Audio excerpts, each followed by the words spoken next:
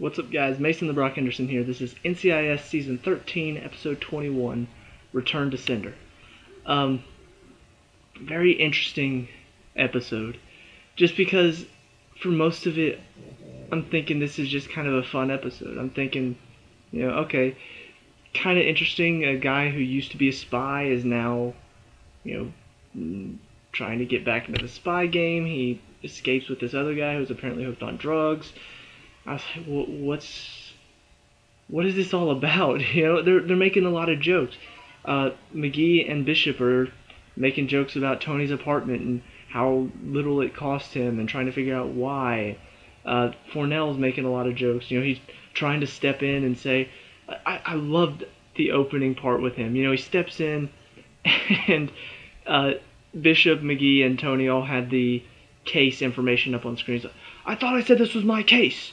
And Tony's just like, oh, it's okay, McGee, or Fornell, we were just had it up on the screen. It's like, are you looking for a fight? He's like, maybe.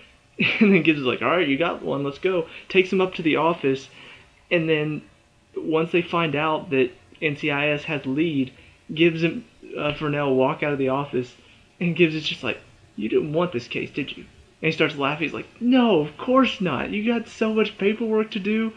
I've got none of it. And he's just so happy, and then out steps Vance. He's just like, hang on, Fornell, don't go anywhere yet. And I'm just like, he's going to be a part of it, isn't he? And sure enough, the FBI director wants him a part of it. I'm just like, this is funny. This is hysterical. And then on top of that, Fornell just keeps getting these little notifications, some sort of Tinder app that he's on. Or Tinder-like. I don't know exactly what he called it, but he's getting these notifications about these women that he might possibly hook up with.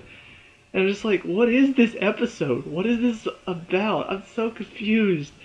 And then at the end, to have a cliffhanger where the former NCIS director, Tom, is now dead. I'm like, are you serious? What? What? I'm so confused. And I should have... The truth is, I didn't necessarily see this coming, but I've been asking this question for a few episodes now. What is this final part of the season going to be about? Is it just going to be this random stuff all the way until the end, and then maybe have one final episode that cliffhangers into next season? What is it going to be? What's the point? I feel like this is what it's going to be about. They've got this spy, and at first it seemed like such a simple case. It was two prisoners break out, the guard that was on prison duty gets taken hostage and then killed later. It goes so much deeper than that. Like I said, the one guy is a spy, used to work for MI6 and then charged for espionage, and apparently put this whole plan into motion where the security guard starts to have a bit of a romantic relationship with this heroin guy that he escapes with. And I don't even know the whole plan. Like, I just know that part. That's all we found out from the guy who got, he took heroin and then the drugs apparently messed with his mind and he killed some people. That's about all I know about this espionage guy's plan. Like, it seems like he needed somebody to help him escape, and so he used this guy and then this security guard that he was working with, and that's all he needed.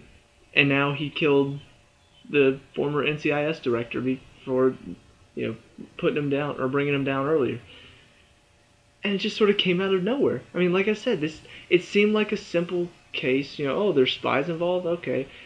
It didn't seem like it was going to be that difficult. It didn't seem like it was going to be more than one episode. And all these jokes made it seem like it's just going to be this fun case with all this stuff interesting going on the outside. No, it's much more than that. And I don't know. I don't know where it's going from here. I don't know what's going to happen next. And what all this guy plans on doing, but it does have me a bit worried. Two reasons I'm worried. One, they were talking a lot of, like I said, they were talking a lot about DiNozzo's apartment in this one. McGee and Bishop were trying to figure out what happened. They finally find out, or McGee does from, I think, Abby or somebody, that apparently there was a double homicide. Or maybe it was, I can't remember who talked to him about it. Anyway, there's a double homicide in his apartment. And so that's why it was so low. It was so cheap. it just, I was like, okay, what does this have to do with anything? Quite possibly, we know DeNozo's leaving at the end of the season because for some reason people love to have spoilers. Like the fact that Shamar Moore was going to be off Criminal Minds was known for like a good several weeks. Like I don't understand why shows can't keep these secrets under wraps. You know, like if somebody's leaving the show at the end of the season, don't tell us, please. I'd prefer not to know because then that means their character is either going to be off the team or they're going to die. And the fact that Michael Weatherly's not going to be on the show next season means either DeNozo is going to leave the team or he's going to die. And this whole apartment thing feels like it's thrown in there for no reason until you realize that DeNozo might not be on the show next season. And it's like, okay, so does this mean that there is something going on with his apartment, and you know he could sell it for much more than he paid for it, and maybe make some money, and then not be. Well, what does this all mean? And it has me asking so many questions now.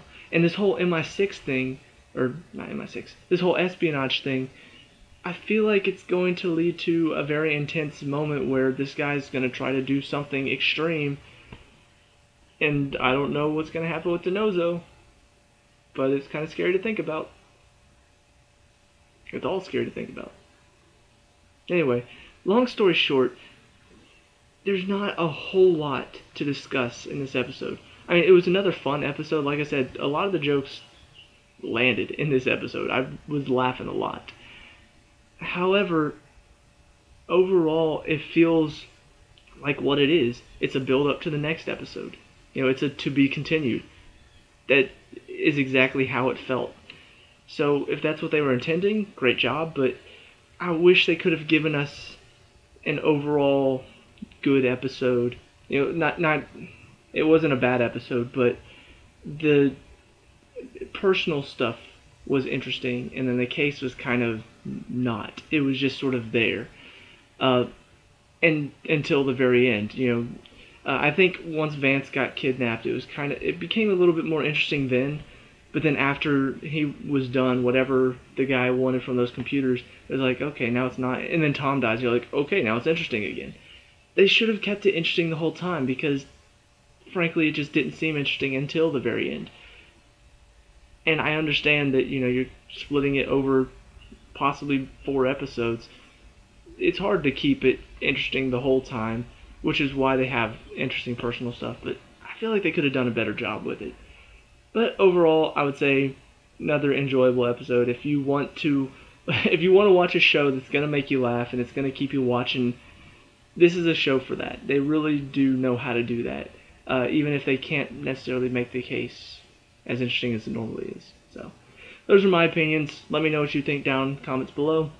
Leave a like and subscribe for more NCIS, and I'll see you at the next review. Peace out.